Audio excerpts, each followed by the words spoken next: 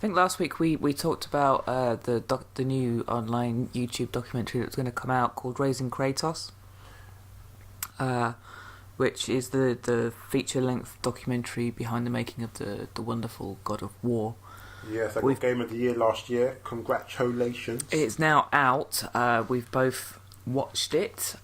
You as a viewer from the point of view as someone that played the game and loved the game. Yeah. And me as from the point of view of someone that didn't play the game but spent quite a few hours watching you play the game. Yeah, the Valkyrie battles. Yeah. The Valkyrie Queen. I'll never get those hours back. The fucking Valkyrie. I mean, like, was it the Valkyrie, especially the Valkyrie Queen? But then battles were enjoyable. I'm not gonna lie. I mean, personally, for me, watching it, I enjoy watching those types of things anyway, because it's just quite interesting to see the thought process, the creative process, everything that goes in. Yeah, to making a game like that. Like the blood, the sweat, the tears, literally every little ounce of energy that goes into making these things. Because these things ain't easy. These are like probably 18-hour days, and like the stress that the men must be under, and the pressure. And you can see that in the documentary with the way that a lot of the developers that were in it were talking about how the effect that it had, you know, on their families. Yeah, definitely sacrifices. There was definitely a lot of emotion. Yeah, especially when it was cancelled, like right at the beginning when like the new studio just like was going to be built, and they had like 100 odd people coming. No, it weren't. No, what happened? Like, something was cancelled. No. What happened is that if I remember rightly, I think that they had. I can't remember if it was a different studio or a segment of their studio were working on a new IP or something.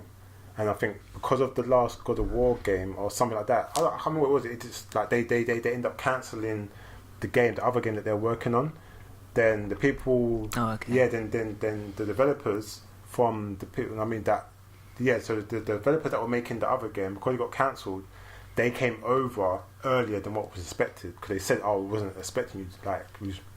So they came over a bit early, didn't have to shuffle things around. In the midst of them, I think, moving into a new studio, into a bigger building. Yeah, it was a bigger studio and stuff. So,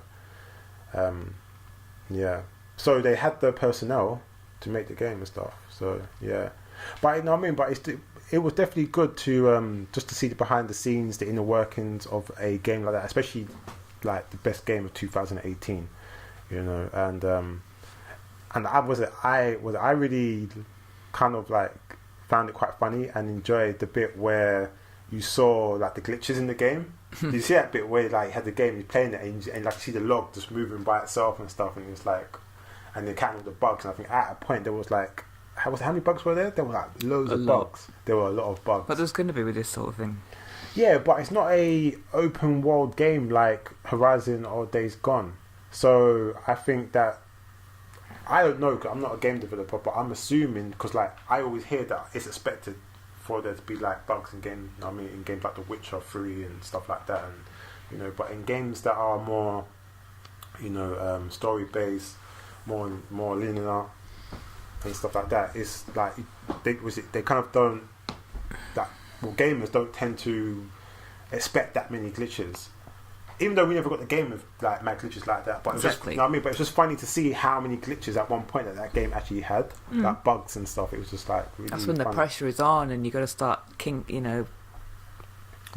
ironing out the kinks and stuff before you can like burn it to that disc. Yeah, definitely, like the first print. And it's funny, they burnt on that little disc, and I was like, oh, I had them. I had to burn them all the time. Yeah, and then again went and put it on like a PC and just like practically broke down in tears. Yeah, because it's really, it's like it's done. It's finally done, and you could see through the documentary, you could see like from different studio heads and different people in the studio where it was actually the sacrifices that they were making, and that's what I like about it, because sometimes when you watch some of the behind the scenes, the making of certain games, you don't really get to see that, like whether they edit that stuff out or whatever, you don't really see it. Where with Santa Monica, you actually got to see like when I can't remember, it was when the person asked them about it's when she was with the Asian girl, like, and they kind of paused for a bit, then the Asian girl answered it, then the other lady was like, "Oh, I'm not going to answer that question." Yeah. So you could see that they were, I mean, like the sacrifices that they were making and stuff, you know, and stuff. So I think that like it's good to see stuff like that because you actually get to see behind the scenes. You get to see how much work goes into it. You get to see how much they sacrifice, and you get to realize that, you know, how much actually goes into making the game. So even if a game ends up being like bad, or you know, or like reviewers or critics want to slate a game, i.e. like Days Gone, for example, you should always keep in mind of like the time and the energy that goes into making a game like that and the sacrifices that are made. Oh, for sure.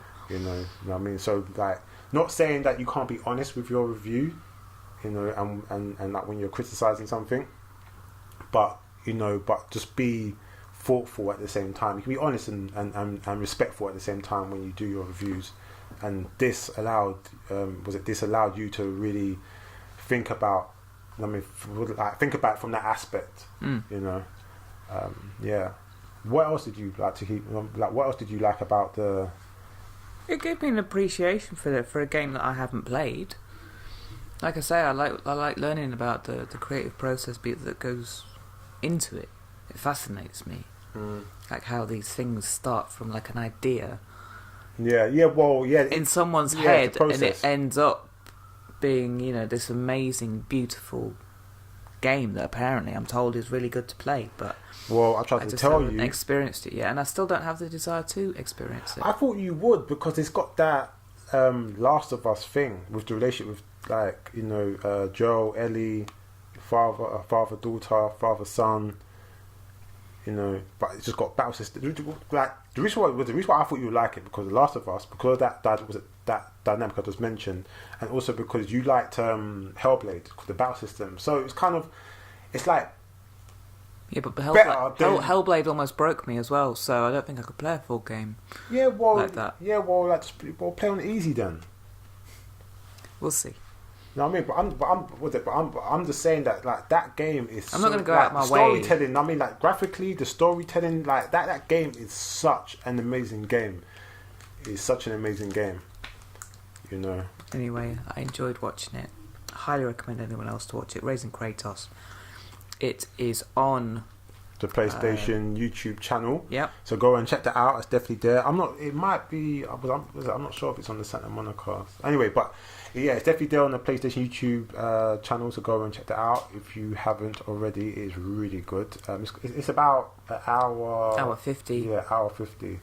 But it's a really good thing to watch. Yeah, really, really good thing to watch. You know, I mean, it's probably one of the best behind the scenes making documentaries of a game that I've watched. Up there with probably like The Last of Us, definitely. Agreed.